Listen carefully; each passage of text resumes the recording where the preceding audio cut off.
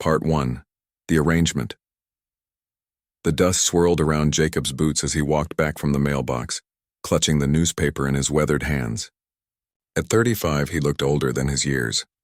3 winters of managing the ranch alone had carved deep lines around his eyes and turned his brown hair silver at the temples. His 8-year-old daughter Lucy sat on the porch steps, playing with her worn rag doll. She looked up as he approached, her blue eyes so much like her mother's that it still caught him off guard sometimes. "Papa, did the newspaper come?" she asked, brushing a strand of blonde hair from her face. "Yes, little one," Jacob replied, settling beside her on the wooden steps. The porch creaked under his weight as he opened the paper to the classified section. It had been 3 years since Mary died, giving birth to what would have been their second child. 3 years of struggling to raise Lucy while keeping the cattle ranch running. 3 years of burned meals, mended clothes that never looked quite right, and watching his daughter grow up without a mother's gentle touch. The neighbors meant well. Mrs. Henderson, from the neighboring farm, brought casseroles twice a week and often reminded Jacob that Lucy needed a woman's influence. Even the preacher had mentioned more than once that a man wasn't meant to raise a child alone. Jacob's finger traced down the page until he found what he was looking for. Mail-order bride advertisements. He'd been thinking about this for months, though the idea made his stomach twist with guilt. How could he even think of replacing Mary? But this wasn't about replacing anyone. This was about Lucy. About giving her the stable home she deserved. About finding someone practical who could help with the endless chores and maybe teach Lucy the things a father simply couldn't.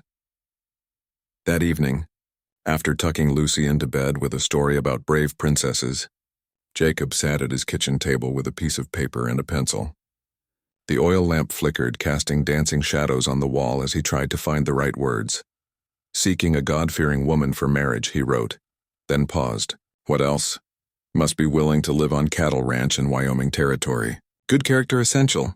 Looking for someone quiet and hard-working to help raise young daughter and manage household." He stared at the words.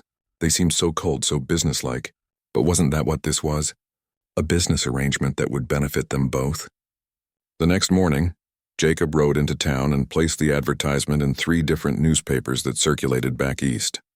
The clerk at the newspaper office, a thin man with wire-rimmed glasses, looked at the ad and nodded approvingly. "Smart thinking, Mr. Patterson," he said. "A man needs a wife, especially with a young one to raise." Jacob paid the fee and walked out into the bright morning sun, wondering if he was making the biggest mistake of his life. 2 weeks later, the first letter arrived. Catherine Rose sat in her small room above the bakery in Boston, reading Jacob's advertisement for the 4th time. At 28, she was considered an old maid by most people's standards. Her dark hair was always pulled back in a sensible bun, and her gray dress was practical rather than fashionable. But Catherine had bigger problems than being unmarried.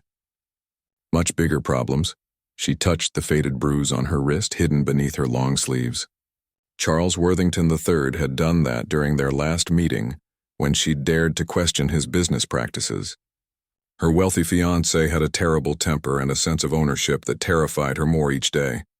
The engagement had been arranged by her late father, who owed Charles money. Now that both her parents were gone, Catherine found herself trapped in a situation that grew more dangerous by the week. Charles had made it clear that once they married, she would have no say in anything. No voice, no independence, no life of her own. When she'd seen Jacob's advertisement in the paper, something inside her had stirred. Here was a chance for a different life. A chance to be useful, to have purpose, maybe even to be valued for her skills rather than controlled for her inheritance. Catherine picked up her pen and began to write, carefully choosing her words. "Dear Mr. Patterson," she began, "I am writing in response to your advertisement. I am a woman of good character, raised in a Christian home. I am skilled in cooking, cleaning, and managing a household. I am quiet by nature and believe strongly in the importance of family." She paused, thinking about what else to include. Should she mention her education? Her father had insisted she learn to read and write well, unusual for many women. But perhaps that would make her seem too forward, too independent. She decided to keep it simple. "I am seeking a new beginning and a chance to contribute to a loving home. If you believe I might be suitable, I would be honored to correspond further." Catherine signed the letter with her full name and posted it before she could change her mind. When Jacob received Catherine's letter 3 days later, he read it twice before calling Lucy in from the yard. "What do you think, little one?" he asked, though he didn't read the letter aloud. "Should Papa try to find you a new mama?" Lucy looked up from her muddy boots, considering the question with the seriousness only children could manage. "Will she be nice to me?" Lucy asked. "I hope so," Jacob said honestly. "Will she make good biscuits?" "Mrs. Henderson's are too hard." Jacob chuckled, the first real laugh he'd had in weeks. "I'll make sure to ask about her biscuits." That night, Jacob wrote back to Catherine. He told her about the ranch, about Lucy, about the simple life they led. He was honest about the hard work and the isolation, wanting no misunderstandings. Their correspondence continued for 6 weeks. Catherine's letters were thoughtful and kind, asking about Lucy's favorite games and Jacob's hopes for the ranch. She seemed genuinely interested in their life, not just looking for any escape from her current situation. What Catherine didn't tell Jacob was how carefully she crafted each letter, how she presented herself as the quiet, obedient woman she thought he wanted, while hiding the fire that burned inside her. She didn't mention her love of books or her strong opinions about women's rights. She certainly didn't mention Charles or the real reason she needed to leave Boston so desperately. And Jacob didn't tell Catherine about the loneliness that sometimes overwhelmed him or his fear that he was failing Lucy in countless ways. He didn't mention how much he missed having someone to talk to at the end of a long day, or how he sometimes caught himself looking at Mary's empty chair and feeling lost all over again. Finally, Jacob wrote the letter that would change both their lives. "Dear Miss Rose," he began, "if you are still willing, I would like to offer you marriage and a home with Lucy and me. I can send money for your travel west. We can be married when you arrive, if that suits you." Catherine's hands shook as she read his proposal. Freedom, safety, a chance to start over where Charles could never find her. She wrote back immediately, accepting his offer. Neither of them had any idea how much their careful, polite letters had hidden from each other. Neither knew that the quiet, simple life they both imagined was about to become something far more complicated and passionate than either had ever dreamed possible. Part 2. Unexpected Arrival. The train whistle echoed across the prairie as Catherine stepped onto the wooden platform, her heart pounding with a mixture of fear and excitement. The journey from Boston had taken 4 days, and every mile had carried her further from Charles and closer to her new life. She smoothed her dark blue traveling dress and looked around the small train station. Dust devils danced in the distance, and the endless sky stretched wider than anything she'd ever seen in the city. The air smelled different here, cleaner, with hints of grass and something wild she couldn't name. Jacob stood near the station house, his hat in his hands, looking just as nervous as she felt. He was taller than she'd imagined, with broad shoulders that spoke of years of hard work. His brown hair was neatly combed, and he'd clearly made an effort to dress nicely for her arrival. Beside him stood a small girl with blonde braids, hiding halfway behind her father's legs. Lucy peeked out with curious blue eyes, clutching a bouquet of wildflowers that were already wilting in the heat. "Miss Rose?" Jacob stepped forward, his voice uncertain. "Yes," Catherine replied, extending her gloved hand. "Mr. Patterson, I presume?" Their eyes met for the first time, and Catherine felt a jolt of surprise. Jacob's eyes were kind but tired, holding depths of sadness she hadn't expected. For a moment she wondered if her own eyes revealed too much of her secrets. "This is Lucy," Jacob said, gently pushing his daughter forward. "Lucy, this is Miss Rose. She's going to be your new mama." Lucy stepped out from behind her father and solemnly presented the wildflowers. "I picked these for you," she said in a small voice. "Papa said ladies like flowers." Catherine knelt down to Lucy's level, genuinely touched by the gesture. "They're beautiful, sweetheart. Thank you so much." She tucked the flowers into her traveling bag with careful attention, as if they were precious roses instead of prairie weeds. Something in Catherine's genuine warmth made Lucy smile for the first time since they'd arrived at the station. The ride to the ranch gave Catherine her first real look at the vast landscape that would be her new home. The wagon bumped along a dusty road that seemed to stretch forever, with nothing but rolling hills and endless grass in every direction. "It's so open," Catherine murmured, unable to hide her amazement. "Different from Boston, I imagine," Jacob said, glancing at her expression. "Very different." Catherine pulled her shawl tighter as the wind picked up. "How far is your ranch from town?" About an hour by wagon. Further when the weather's bad. Jacob paused, then added, I hope that won't be a problem. I mentioned in my letters that we're pretty isolated out here. Catherine had read about the isolation, but experiencing it was something else entirely. In Boston, she was never more than a few minutes from other people, from shops, from the bustling life of the city. Here the silence was so complete it felt almost alive. Mama used to sing when we went to town. Lucy piped up from between them. She said it made the trip go faster. An awkward silence fell over the wagon. Jacob's jaw tightened slightly, and Catherine could see this was still difficult territory for him. What was her favorite song? Catherine asked gently. Lucy's face brightened. She liked the one about the mockingbird. Do you know any songs, Miss Rose? Catherine thought for a moment, then began humming a soft melody her mother used to sing. It wasn't the same song, but it was gentle and soothing. Lucy listened with wide eyes, and even Jacob seemed to relax a little. When they finally reached the ranch, Catherine got her first look at what would be her new home. The house was larger than she'd expected, but showed signs of neglect that spoke of a man trying to manage everything alone. The paint was peeling in places, and the garden that had probably once been Mary's pride was now mostly weeds. But the bones of the place were good. The house sat on a small rise with a view of rolling pastures where cattle grazed in the distance. There was a barn, a chicken coop, and various outbuildings that looked sturdy despite their weathered appearance. It's not much, Jacob said, mistaking her silence for disappointment. It has good bones, Catherine replied, surprising him with her assessment, and plenty of potential. That evening they were married in a simple ceremony at the small church in town. The preacher's wife served as witness along with a few neighbors who had come to meet Jacob's new bride. Catherine had changed into her best dress, a simple gray wool with just a touch of lace at the collar. She stood beside Jacob, both of them stiff with nervousness, as the preacher read the familiar words. Do you, Jacob Patterson, take Catherine Rose to be your lawfully wedded wife? I do, Jacob said, his voice steady despite his nerves. Do you, Catherine Rose, take Jacob Patterson to be your lawfully wedded husband? Catherine thought briefly of Charles, of the life she was leaving behind, of the uncertain future ahead. I do, she said firmly. When the preacher pronounced them husband and wife, Jacob hesitated before placing a chaste kiss on Catherine's cheek.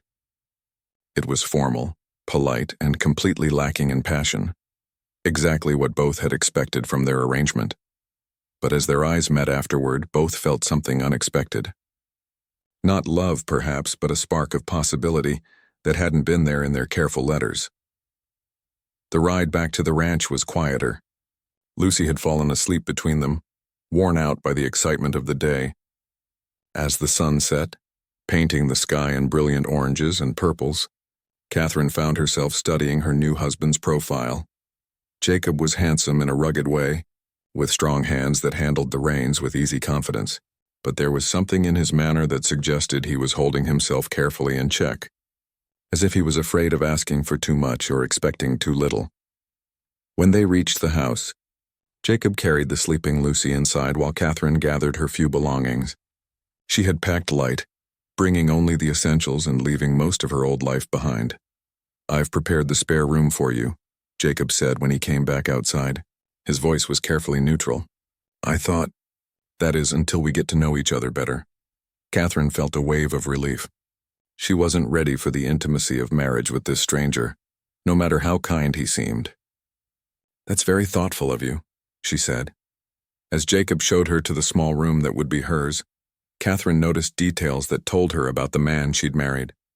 The house was clean, but obviously maintained by someone who had little time for such things. The furniture was simple but well made. There were books on a shelf, more than she'd expected, and she found herself wondering what Jacob liked to read. Lucy's room is just next door, Jacob explained, and my room is at the other end of the hall. If you need anything during the night. Thank you, Catherine said. Jacob? She used his first name for the first time, and it felt strange on her tongue. Yes? This arrangement. I want you to know I intend to honor my commitments. I'll do everything I can to be a good wife and mother. Jacob studied her face in the lamplight. There was something in her expression, a determination, maybe even a hint of steel, that surprised him. In her letters she'd seemed so mild, so agreeable. But standing here in his hallway, Catherine Rose Patterson looked like a woman who could handle whatever life threw at her. "I'm sure you will," he said finally. "Good night, Catherine. Good night." As Catherine closed the door to her new room, she leaned against it and let out a long breath. She'd done it. She was free from Charles, safe in this wild country where he could never find her. She was married to a decent man who seemed to care about his daughter and who had treated her with respect. But as she unpacked her few belongings, Catherine caught sight of herself in the small mirror above the washstand. The woman looking back at her had the same dark hair and gray eyes, but something was different. Maybe it was the way she held herself, or maybe it was the hint of freedom in her expression. For the first time in years, Catherine Rose, now Catherine Patterson, felt like she could breathe. She had no idea that the quiet, obedient wife she'd promised to be was about to clash dramatically with the fierce, independent woman she'd spent years hiding inside. Part 3. Clash of Wills. Catherine had been on the ranch for exactly 1 week when the first real argument happened. It started innocently enough. She had spent the morning in the kitchen, learning where Jacob kept things and trying to establish some kind of routine. The house was functional but chaotic, clearly organized by someone who had been making do rather than truly managing a household. After lunch, Catherine walked out to the barn where Jacob was mending harnesses. She had questions, lots of them. "Jacob," she began, watching him work with needle and thick thread. "I was looking at the account books you showed me yesterday." Jacob's hands paused in their work. He'd shared the basic finances with her, figuring she should know how much money they had for household expenses. "What about them?" "Well, I noticed you're buying feed for the cattle during summer months. Isn't there enough grass on the range?" Jacob set down his work and looked at her with the patient expression adults use with children who don't understand complicated things. "Catherine, cattle ranching is a bit more complex than it might seem. The grass isn't always sufficient, especially during dry spells." Something in his tone made Catherine's spine straighten. She recognized that voice. It was the same one Charles had used whenever she dared to ask questions about business matters. "I understand it's complex," Catherine said carefully. "I was just wondering if rotating the cattle to different pastures might help the grass recover and reduce feed costs." Jacob blinked, clearly surprised. This wasn't the kind of conversation he'd expected to have with his new wife. "Where did you learn about cattle rotation?" "I read about it in a farming journal," Catherine admitted. "There was a copy in the general store and I was curious." "You read farming journals?" Jacob's voice held a note of disbelief. Catherine felt her cheeks warm. "I read everything I can get my hands on.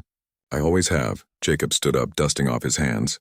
"Catherine, I appreciate your interest, but I've been running this ranch for 8 years. I think I know what works."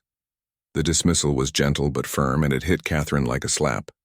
She'd spent years having her thoughts and opinions dismissed by Charles, and she'd promised herself that her new life would be different. "Of course," she said quietly. "I'm sorry for interfering." But as she walked back to the house, Catherine's jaw was set in a way that would have been familiar to anyone who really knew her. The next morning, Jacob came down to breakfast to find Catherine dressed in clothes he'd never seen before. Instead of her usual skirt and blouse, she wore a practical divided skirt that looked almost like trousers, paired with a simple work shirt. "Catherine?" Jacob stopped in the doorway, unsure what to make of her outfit. "Good morning," Catherine said cheerfully, setting a plate of eggs and bacon in front of him. "I thought I'd help with the morning chores today." "This dress is more practical for barn work." Jacob sat down slowly. "Barn work? Well, you mentioned yesterday that you're behind on mucking out the stalls. I thought I could help." Catherine poured him coffee, acting as if this was the most natural thing in the world. Catherine, that's not women's work." Catherine paused, the coffee pot still in her hand. "What exactly is women's work, Jacob?" The question caught him off guard. "Well, cooking, cleaning, taking care of Lucy." "I see. And everything else is men's work?" "That's how things are," Jacob said, though he was beginning to sense he was walking into some kind of trap. Catherine set down the coffee pot and faced him directly. "In Boston, I helped run a bakery. I kept the books, managed inventory, dealt with suppliers. Are you telling me I'm not capable of helping with ranch work?" Jacob felt the conversation sliding away from him. "It's not about capable. It's about proper. What would people think if they saw my wife working in the barn like a hired hand?" "They might think you're lucky to have extra help," Catherine replied evenly. or they might think I can't provide for my family properly." Catherine stared at him for a long moment. "So your reputation is more important than practical help that could make our lives easier?" "That's not what I said. It's exactly what you said." They faced each other across the kitchen table, the air crackling with tension. Jacob had never had this kind of argument with Mary. Mary had been content to manage the house and leave the ranch work to him. This was new territory, and he felt completely out of his depth. "Catherine," he said finally, trying for a reasonable tone, "I appreciate that you want to help. But there are proper ways for a wife to contribute, and there are other ways." Catherine's eyes flashed dangerously. "Proper ways according to whom?" "According to how things are done," Jacob said, his own frustration beginning to show. "How things are done," Catherine repeated slowly. "How things have always been done. Yes, even if those ways don't make sense. Even if—" Jacob stopped, realizing he was about to agree to something he didn't mean. Catherine picked up her coffee cup and took a sip, watching him over the rim. "Jacob, I didn't come here to be a decoration. I came here to be useful. If you want someone to sit in the parlor and embroider all day, you married the wrong woman. I want someone who understands her place," Jacob said, immediately regretting the words as soon as they left his mouth. The kitchen went completely silent. Even Lucy, who had been playing quietly in the corner, looked up at the sudden tension. Catherine set down her cup very carefully. When she spoke, her voice was dangerously quiet. "My place?" Jacob knew he'd made a mistake, but his pride wouldn't let him back down. "Yes, your place. As my wife, as Lucy's stepmother. There are expectations."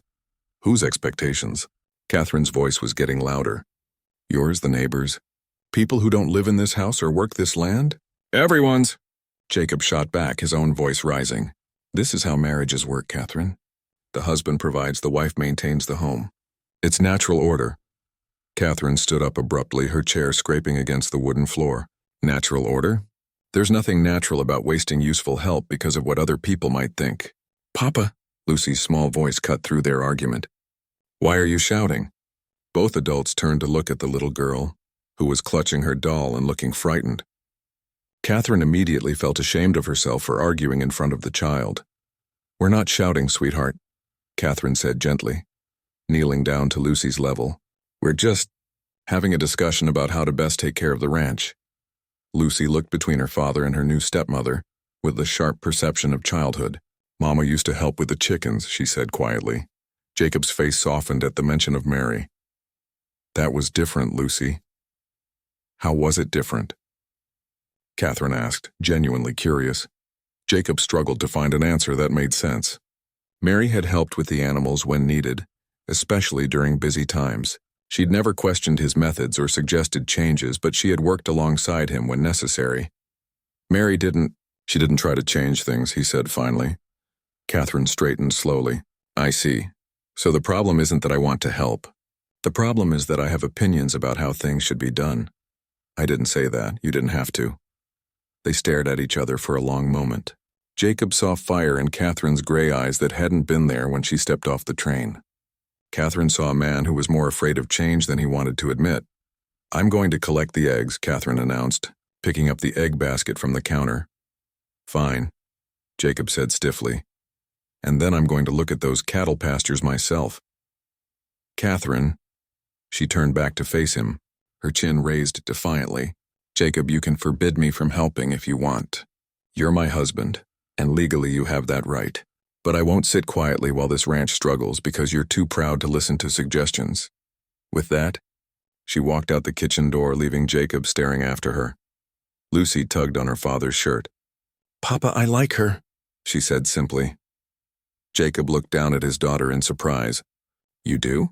"She talks to me like I'm smart," Lucy explained. "And she doesn't tell me I can't do things just because I'm little." Jacob sat back down heavily, his breakfast growing cold. He'd wanted a quiet, obedient wife who would fit seamlessly into his existing life. Instead, he'd gotten a woman who questioned everything and seemed determined to turn his orderly world upside down. The most disturbing part was how alive she'd looked during their argument. Her eyes had been bright with passion, her cheeks flushed with emotion. Even angry, Catherine was more vibrant and compelling than she'd ever been in her careful, polite letters. Jacob pushed his plate away, his appetite gone.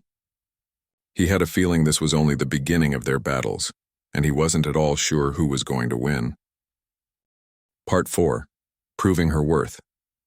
The storm came without warning in the middle of October, sweeping down from the mountains with a fury that caught everyone off guard. What had started as a pleasant autumn day turned deadly when the temperature dropped 30 degrees in 2 hours, and the wind began howling like something alive, and angry Catherine was in the kitchen, preparing dinner when the first snow began to fall. Within minutes, the gentle flakes had become a blizzard that turned the world outside the windows into a white blur. Jacob burst through the kitchen door, snow already coating his coat and hat. "Catherine, where's Lucy?" "Upstairs reading," Catherine replied, alarmed by the urgency in his voice. "Jacob, what's wrong?" "Early blizzard. I've got to get the cattle down from the north pasture before they freeze." Jacob was already moving toward the door. This kind of storm can kill half the herd if they get trapped up there. Catherine looked out the window at the swirling snow. She could barely see the barn, much less the distant pastures. "Jacob, you can't go out in this. You'll get lost." "I don't have a choice," Jacob said grimly, pulling on his heaviest coat. "Those cattle represent everything we have. If I lose them, we lose the ranch." Catherine watched him check his rifle and gather rope from the peg by the door. The wind was getting stronger, rattling the windows and howling down the chimney. This wasn't weather for any living thing to be outside. "How long will you be gone?" Catherine asked. "I don't know. Could be hours. Could be all night." Jacob paused at the door, his hand on the handle. "Keep the fires burning and don't let Lucy worry." "Jacob, wait." Catherine caught his arm. "Take me with you." Jacob stared at her as if she'd suggested they sprout wings and fly. "Absolutely not. You said yourself it's dangerous. If something happens to you out there, no one will know where to look."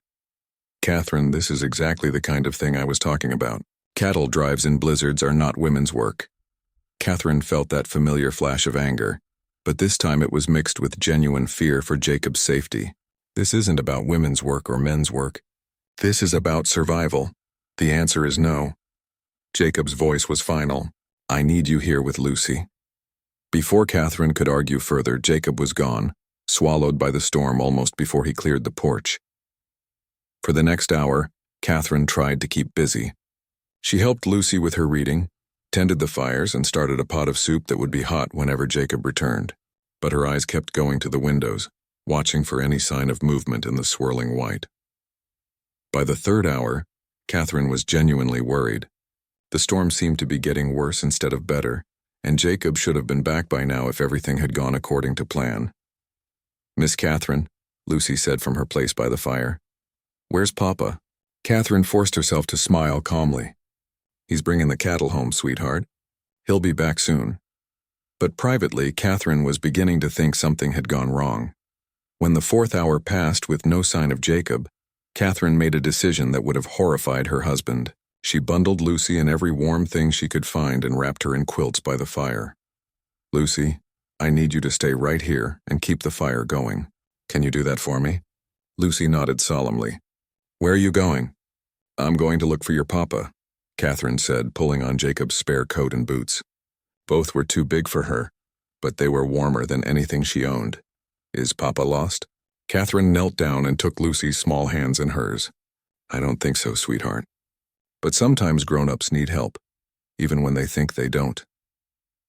Catherine had never been in a blizzard before, but she understood now why Jacob had been so worried about the cattle.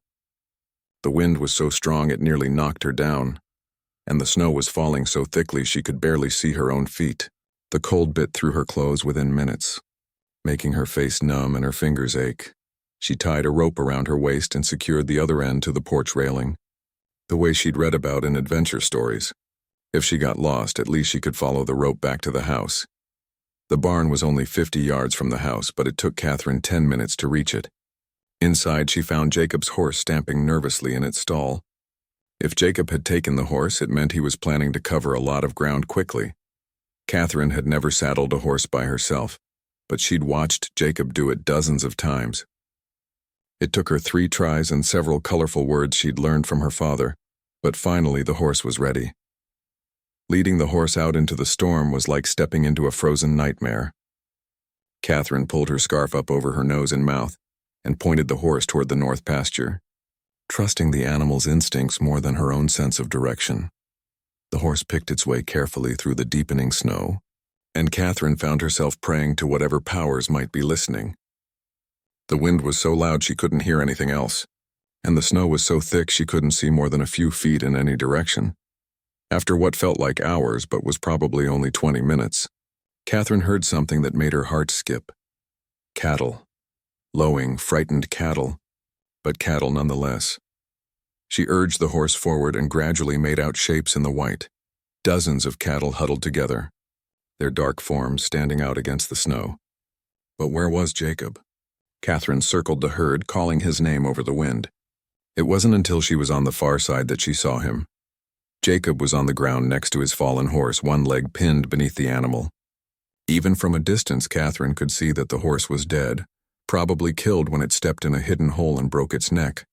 Jacob. Catherine slid down from her horse and struggled through the snow to reach him. Jacob's face was gray with pain and cold. Catherine? What in God's name are you doing here?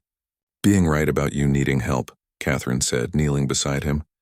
How badly are you hurt? Legs broken, Jacob admitted through gritted teeth. Horse went down about an hour ago. I've been trying to figure out how to get these cattle moving without being able to stand. Catherine looked around at the situation. 50 head of cattle, a dead horse, an injured man, and a blizzard that showed no signs of stopping. Most people would have panicked. Instead, Catherine felt her mind become very clear and focused. Can you ride if I get you up on my horse? She asked. Maybe. But Catherine, these cattle. We'll follow if we get them started in the right direction. Catherine finished. I've been reading about cattle behavior. They want to get out of this storm as much as we do. Working together, they managed to get Jacob mounted on Catherine's horse.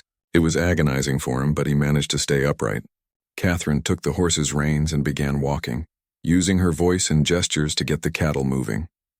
What followed was the longest, coldest, most terrifying hours of Catherine's life. Step by step, she led the horse carrying Jacob while driving the cattle ahead of them. The wind tried to blow them off course dozens of times. The snow made every step treacherous. Catherine's feet went numb, then her hands, then her face, but she kept going. Every time she thought about stopping, she looked at Jacob's pale face or thought about Lucy, waiting by the fire. And she found the strength to take another step. The cattle, as Catherine had predicted, were eager to find shelter. Once they started moving, they stayed together, following the horse and the woman who walked ahead of them with determined steps. It was nearly midnight when they finally reached the ranch.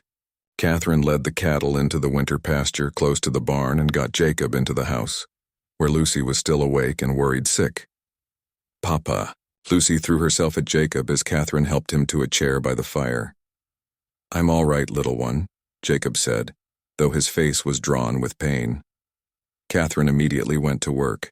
She sent Lucy to get bandages while she examined Jacob's leg. She'd helped set bones before.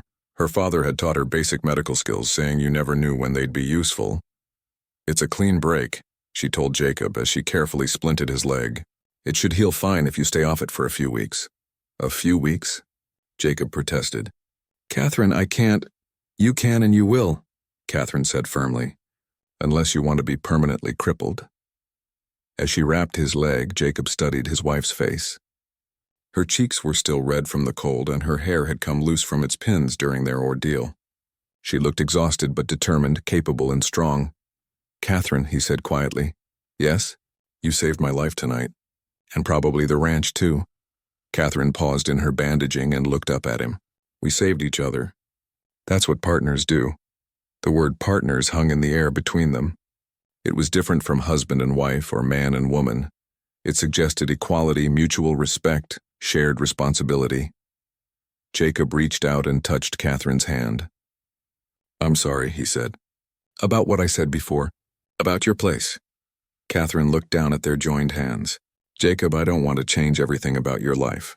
I just want to help make it better. I know that now, Jacob said. And I want to hear your ideas. About the cattle rotation and anything else you've been thinking about. Catherine felt something warm unfurl in her chest. It wasn't love, not yet, but it was something like hope. Right now, she said, I'm thinking we should all get some sleep. Tomorrow we can talk about building a better storm shelter for the cattle. Part 5. Secrets and Vulnerability. The weeks following the blizzard changed everything between Jacob and Catherine. With Jacob's leg healing, he was forced to rely on Catherine's help with the ranch work. And what started as necessity gradually became partnership. Catherine proved to have an intuitive understanding of the cattle and a sharp mind for the business side of ranching.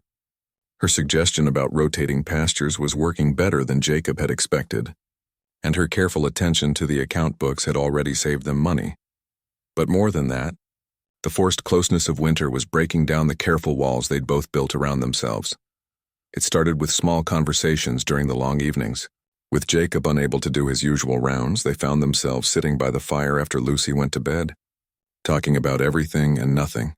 "Tell me about Boston," Jacob said one snowy evening, his injured leg propped up on a stool. Catherine looked up from her mending. "What do you want to know?" "Everything. Your family, your life there.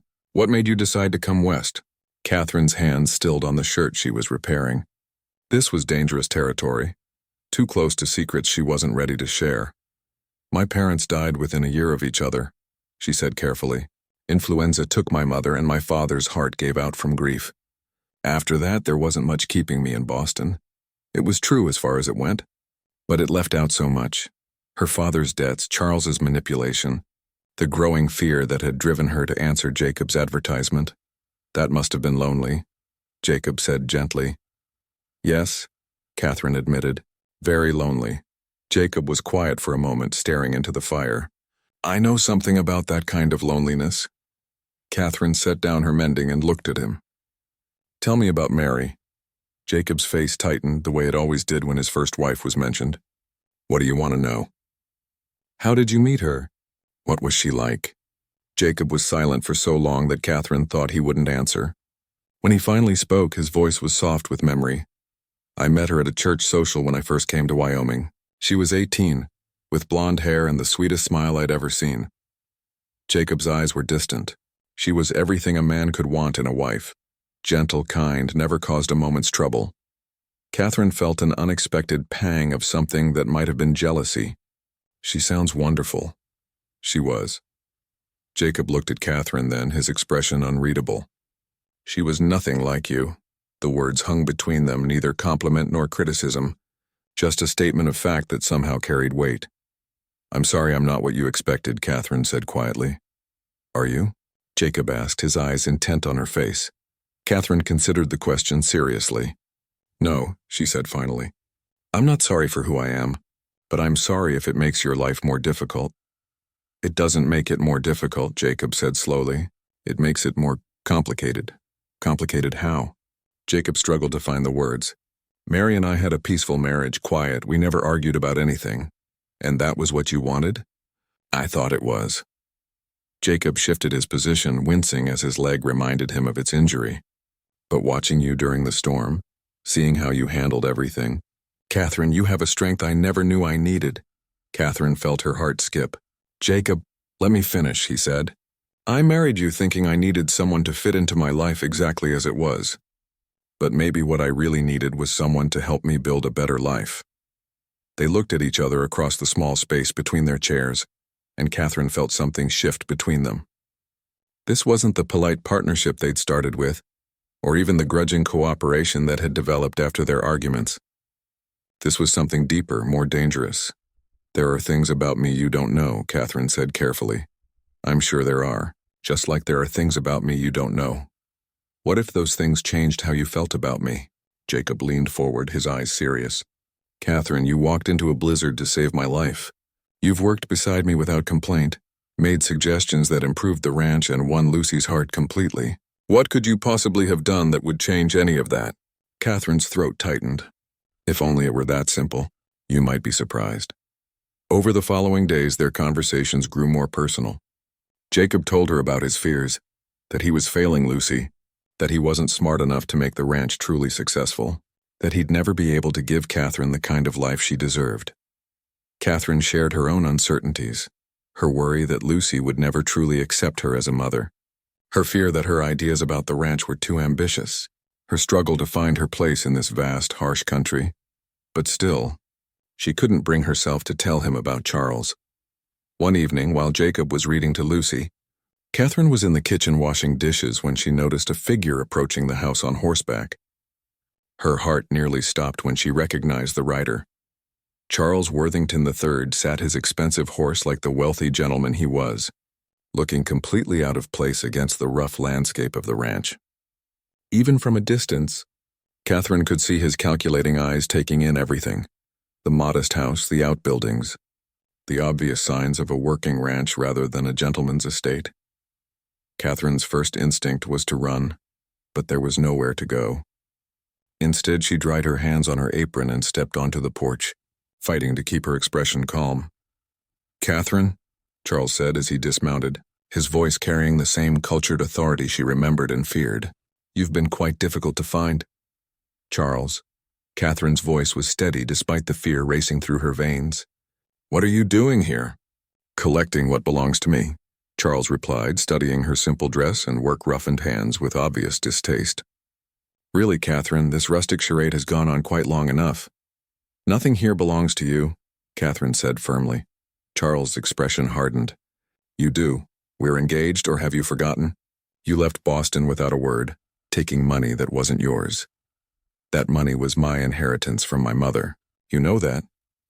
Money that was to be part of your dowry when we married. Money you stole when you ran away like a common thief." Catherine heard footsteps behind her and knew Jacob was approaching. Her heart sank. Everything was about to come out. All the secrets she'd been keeping, all the careful lies she'd told about her past. "Catherine?" Jacob's voice was puzzled as he came up behind her. "Who's this?" Charles looked Jacob up and down with the disdain only a wealthy man could muster for someone he considered beneath his notice. "You must be the cowboy Catherine has been playing house with. I'm Charles Worthington III, Catherine's fiancé." Jacob went very still. "Her what?" "Her fiancé," Charles repeated smoothly. "We've been engaged for 2 years. Catherine left Boston without explanation, but I've come to take her home where she belongs." Catherine felt Jacob's eyes burning into her back, but she couldn't turn around. She couldn't bear to see the look of betrayal that must be on his face. "Catherine," Jacob said quietly, "is this true?" Catherine's world was collapsing around her, but she forced herself to stand straight and face the truth. "Yes," she whispered. "It's true." The silence that followed was deafening. Catherine could hear her own heartbeat, the wind in the trees, the distant lowing of cattle, but nothing from Jacob. "Well then," Charles said with satisfaction, "I'm sure you can see that this unfortunate situation needs to be resolved immediately. Catherine will need to pack her things and return to Boston with me." "Like hell she will." Catherine spun around in surprise. Jacob's voice was deadly quiet, but his eyes were blazing with anger, not at her but at Charles. "Excuse me?" Charles drew himself up to his full height, clearly not used to being challenged. "I said like hell she will," Jacob repeated, stepping up beside Catherine. "Catherine is my wife. Legally married. Whatever arrangement you had with her before is finished." Charles's face darkened. "Marriage under false pretenses. Catherine took money that belongs to me and fled without honoring her commitments. I could have this marriage annulled and Catherine charged with theft." "You could try," Jacob said calmly. "But you'd have to prove your claims in a Wyoming court with Wyoming laws, far from whatever influence you might have back east." Catherine stared at Jacob in amazement. He was defending her, even knowing she'd lied to him about Charles. "This isn't over," Charles said, mounting his horse. "Catherine, you will regret this foolishness. Both of you will." As Charles rode away, Catherine and Jacob stood in silence on the porch. Finally, Jacob turned to her. "We need to talk," he said quietly. Catherine nodded, her throat too tight for words. She followed Jacob into the house, knowing that everything between them was about to change again. But this time, she wasn't sure it would be for the better. Part 6. External Threats. The conversation that followed Charles's visit was the hardest of Catherine's life. Jacob sat across from her at the kitchen table, his face unreadable in the lamplight. Lucy was safely asleep upstairs, but Catherine could feel the weight of everything she'd kept hidden, pressing down on her like a physical thing. "Start from the beginning," Jacob said quietly, "and this time tell me the truth." Catherine took a shaky breath and began. She told him about her father's debts, about Charles's manipulation of the situation, about the engagement she'd never wanted but couldn't escape. She described Charles's growing possessiveness, his violent temper, his threats about what would happen to her after they married. He said wives had no legal rights, Catherine whispered, touching the faded bruise on her wrist that had finally healed, that once we were married everything I owned would belong to him, including my body. When I tried to call off the engagement, he threatened to have me declared mentally incompetent and institutionalized. Jacob's hands clenched into fists on the table. He hit you. It wasn't a question. Catherine nodded miserably. More than once. And he made it clear it would get worse after the wedding, so you ran. Took the money my mother left me, money that was legally mine, and I answered your advertisement, Adrian. Looked up at Jacob with desperate eyes. I know I should have told you the truth from the beginning. I know I deceived you.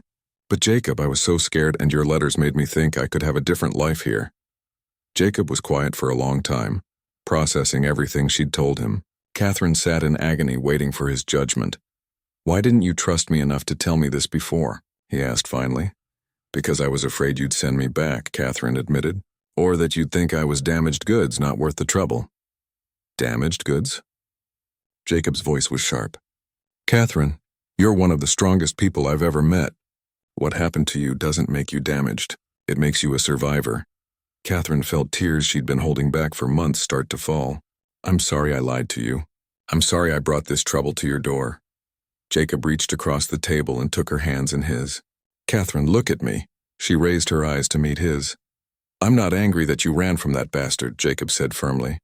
I'm angry that you felt you had to face him alone. We're married.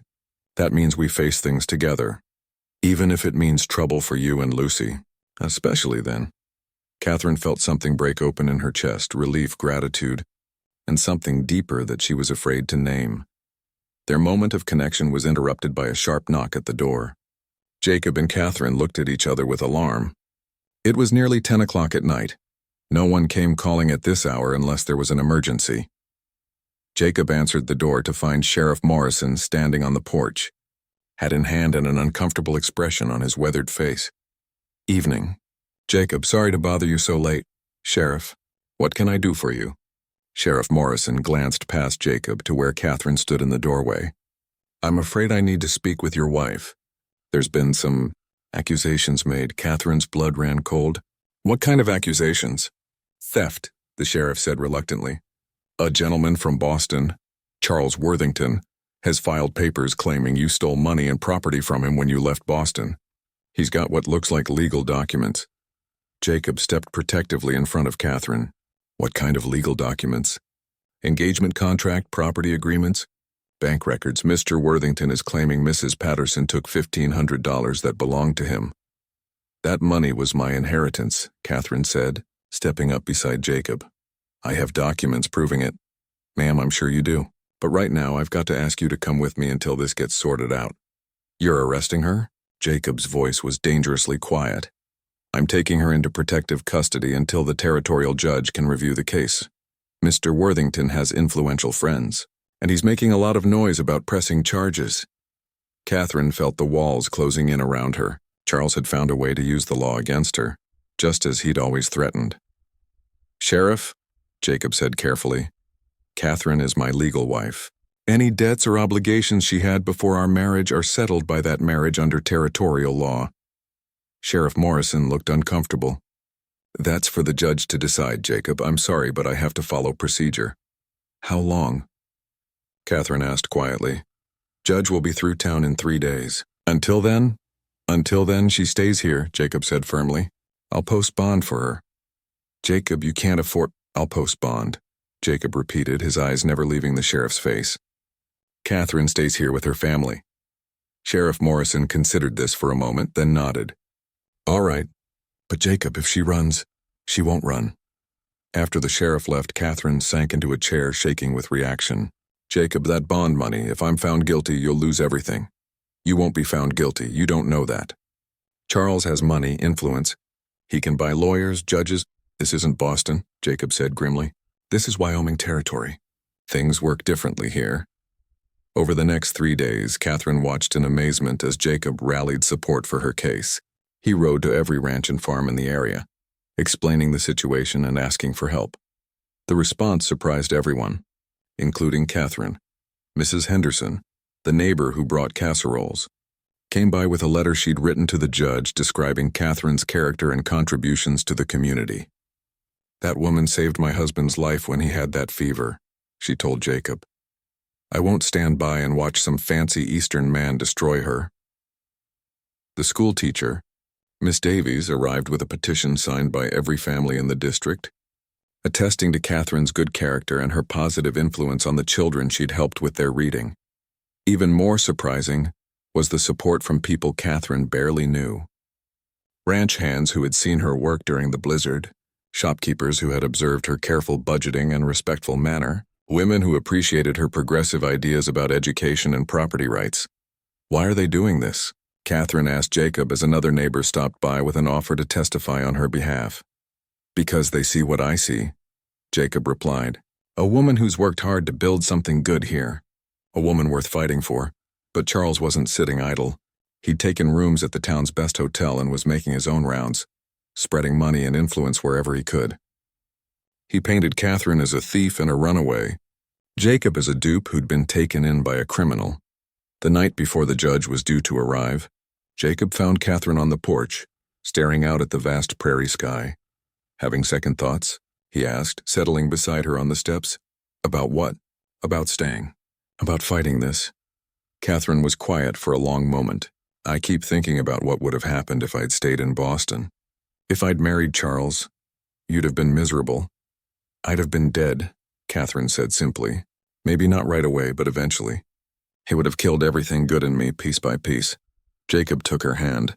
"That's not going to happen. How can you be so sure?" Jacob turned to face her fully. "Because I won't let it. Catherine, whatever happens tomorrow, whatever that judge decides, you're not alone anymore. You have a home here, people who care about you. A life worth defending." Catherine felt tears threatening again. "Jacob, why are you doing this? You could let Charles take me back and find yourself a new wife. One without all this trouble." Jacob's answer was immediate and certain. "Because I don't want a new wife. I want you." The words hung between them, heavy with meaning. This wasn't about duty or convenience anymore. This was about choice, about love, about building something together worth fighting for. "The hearing is tomorrow," Catherine said softly. "Yes. And after that?" Jacob squeezed her hand. "After that, we build the life we want. Together." As they sat on the porch under the endless Wyoming sky, both of them knew that tomorrow would determine not just Catherine's freedom, but the future of everything they were building together. The battle with Charles was far from over. But for the first time since he'd appeared, Catherine felt hope. She wasn't facing this alone anymore. She had Jacob, she had Lucy, she had a community of people willing to stand up for what was right. Whatever happened tomorrow, she would face it with her head held high and her heart finally, truly free. Part 7, Fighting for Love. The territorial courthouse was packed on the morning of Catherine's hearing. Word had spread throughout the county, and it seemed like half the territory had come to watch the proceedings. Charles sat at the front with his expensive lawyer, looking confident and well-dressed, every inch the successful businessman. Catherine sat beside Jacob, wearing her best dress and trying to control her nerves. The simple wooden building felt like a cathedral of judgment, and she could feel the weight of every eye in the room.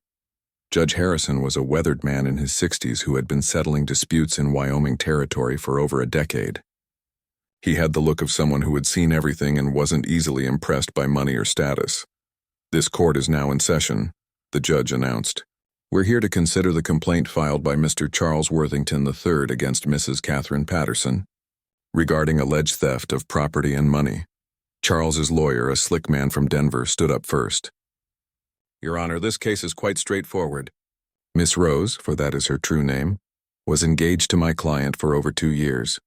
During that engagement, she was entrusted with certain funds and property belonging to Mr. Worthington. When she abandoned the engagement without cause, she took those items with her." The lawyer presented Charles's documents with a flourish. The engagement contract, bank records, property lists. Everything looked official and impressive. "Furthermore, Your Honor, this hasty marriage appears to be nothing more than an attempt to avoid the legal consequences of her actions. We ask the court to annul this fraudulent marriage and order Miss Rose's return to Boston to face proper justice." Charles took the stand and told his version of events in smooth, persuasive tones. He painted himself as the wronged party, a devoted fiancé betrayed by a woman who had taken advantage of his generosity and trust. "I loved Catherine deeply," Charles said, his voice heavy with manufactured emotion. "I gave her everything, my heart, my protection, access to my accounts. When she disappeared, she took not just my money, but my faith in human decency." Catherine felt sick listening to his lies. Charles made their relationship sound romantic and consensual, completely erasing the fear and violence that had driven her away. But when the judge called for Catherine's defense, something remarkable happened. Jacob stood up even though he wasn't a lawyer. "Your Honor, may I speak for my wife?" Judge Harrison raised an eyebrow. "This is highly irregular, Mr. Patterson." "So is a man coming 2,000 miles to harass a woman who's trying to build an honest life," Jacob replied firmly. The judge considered this for a moment, then nodded. "Proceed, but keep it brief." Jacob turned to face the crowded courtroom. "Your Honor, members of this community, I'm not a man of fancy words or legal training, but I know right from wrong and I know my wife." He gestured toward Charles. "This man wants you to believe that Catherine stole from him, but I've seen the documents she brought from Boston. Bank records showing that the money in question was her inheritance from her deceased mother. Money that was legally hers." Jacob pulled out a folder of papers. "I've also taken the liberty of investigating Mr. Worthington's claims about their engagement. I wrote to several people in Boston, including Catherine's former pastor and neighbors." He handed the papers to the judge. "What I found was a pattern of lies and intimidation. Catherine wasn't a willing participant in any engagement. She was being coerced by a man who threatened her with financial ruin and legal action if she didn't comply." Charles's face darkened, but his lawyer quickly objected. "Hearsay, Your Honor. These are simply letters from people with no legal standing." "People with eyes and ears," Jacob shot back. "People who witnessed what Mr. Worthington did to Catherine." Judge Harrison examined the letters carefully. Catherine could see his expression growing more serious as he read. "Mr. Worthington," the judge said finally, "these letters paint a very different picture of your relationship with the defendant. Would you care to respond to allegations that you physically abused Miss Rose during your supposed engagement?" Charles's composure slipped for just a moment.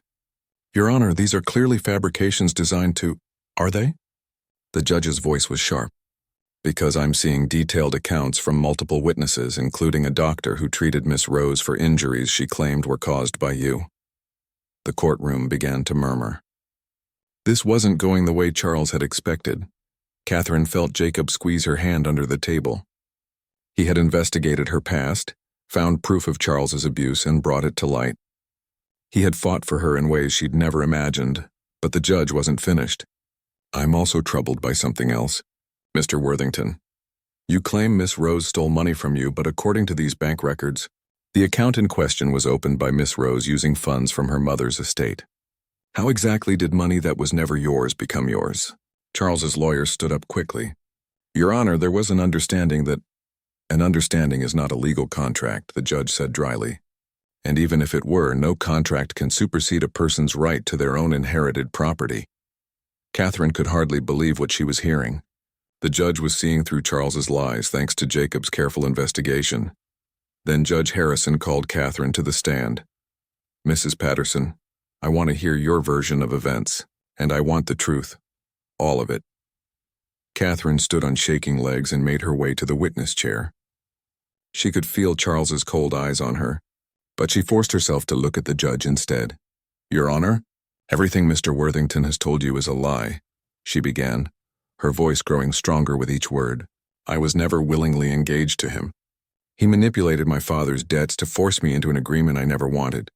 She told the court about Charles's violence, his threats, his complete disregard for her wishes or well-being. She described the growing fear that had consumed her life in Boston and the desperate hope that had led her to answer Jacob's advertisement. "I didn't steal anything," Catherine said firmly.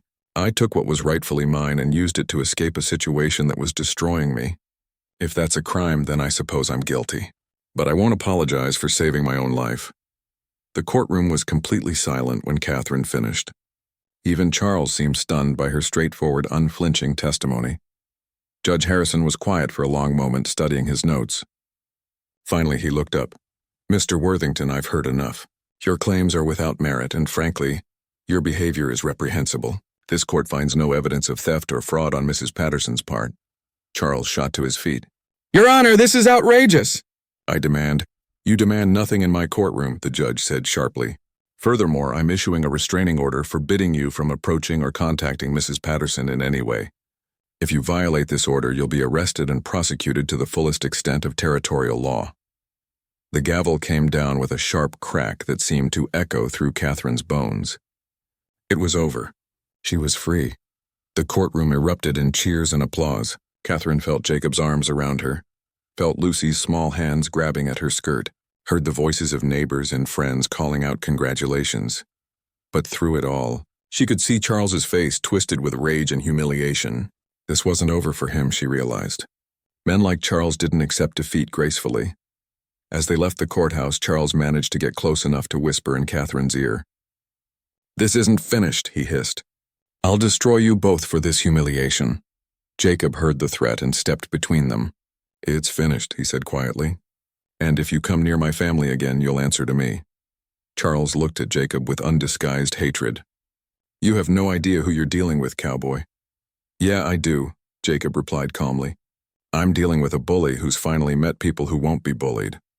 As Charles stalked away, Catherine leaned against Jacob, finally allowing herself to believe that she was truly free. The legal battle was won, but she knew Jacob was right. They had each other now, and that made all the difference. "What happens now?" Catherine asked as they walked toward their wagon.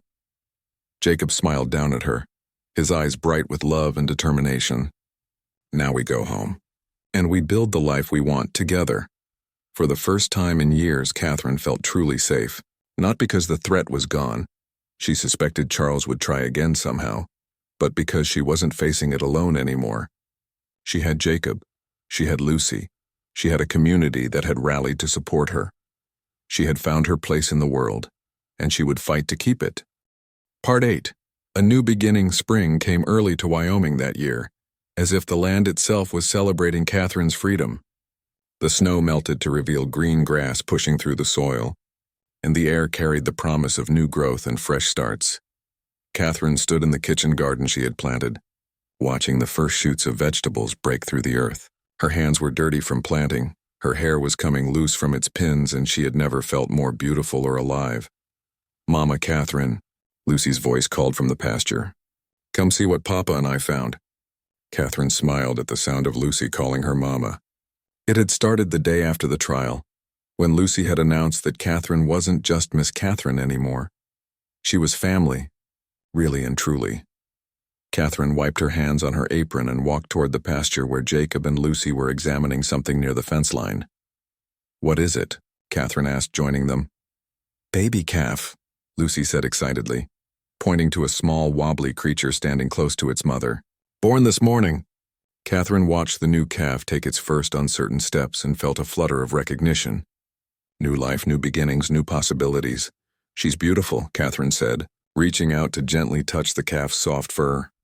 "Just like her mama," Jacob said quietly, but his eyes were on Catherine, not the cow. Catherine felt heat rise in her cheeks.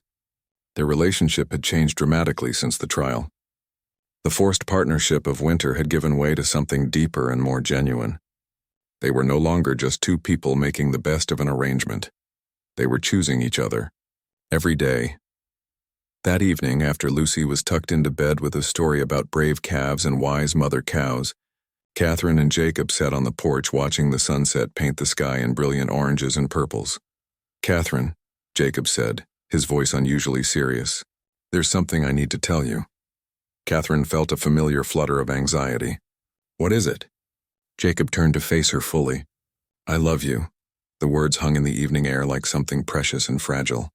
Catherine felt her heart skip and then begin racing.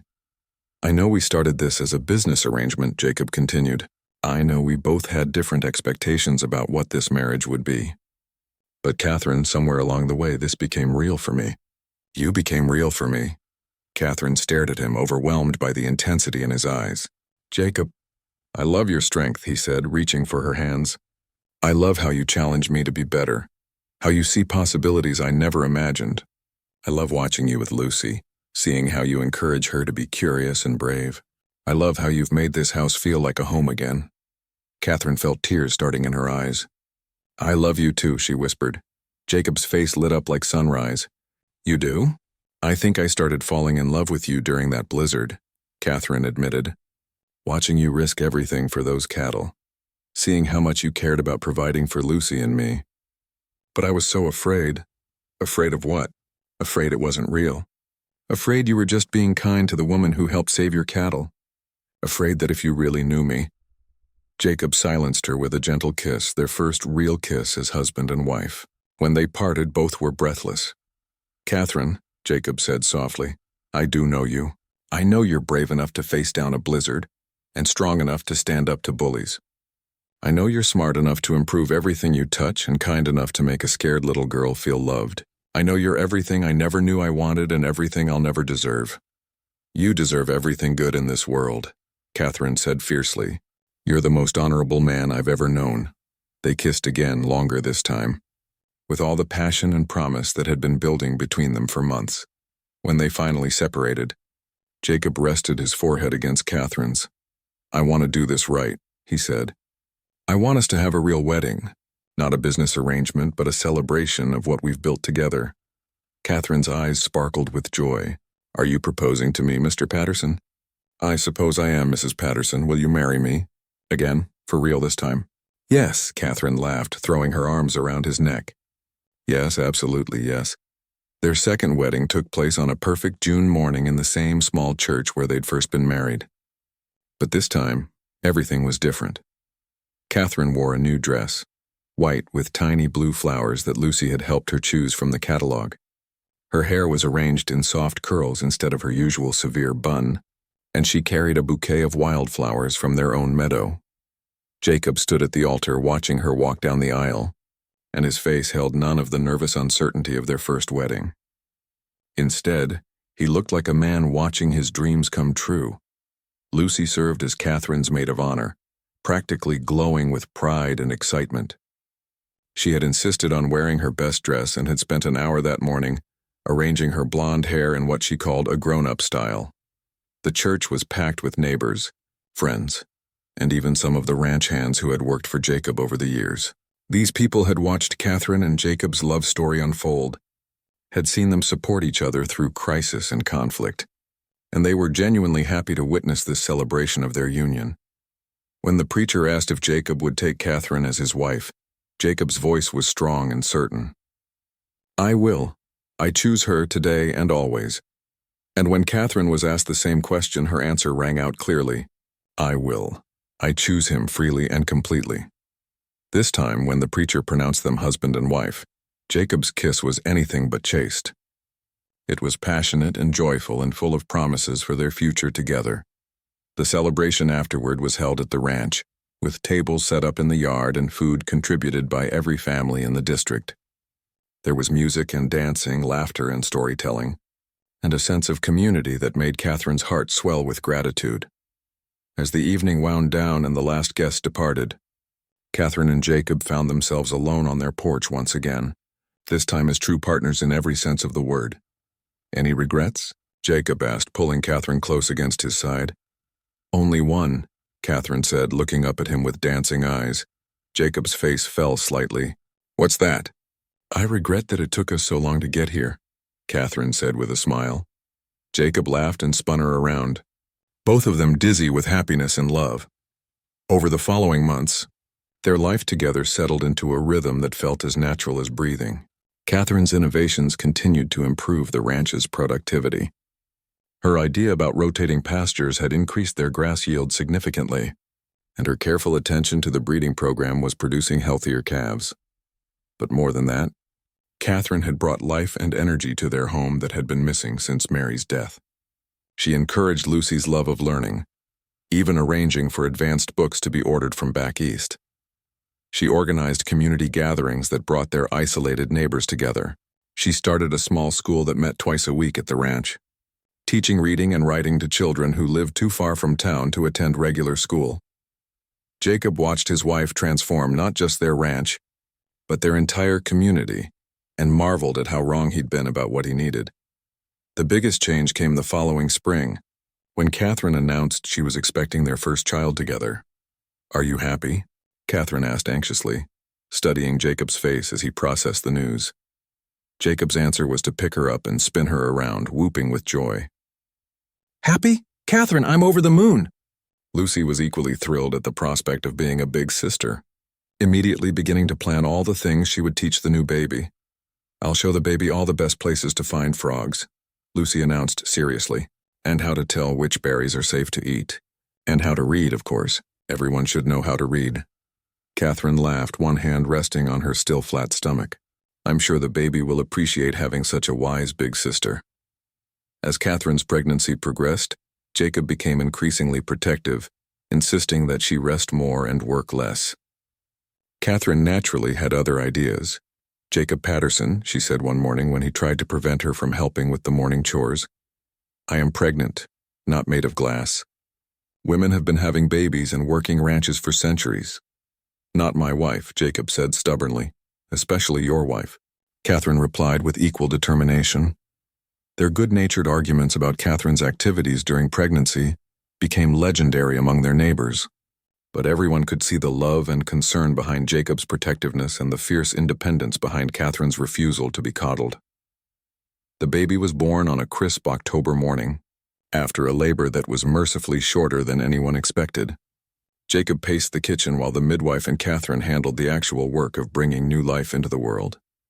When he finally heard his child's first cry, Jacob sank into a chair with relief and gratitude so overwhelming he could barely breathe.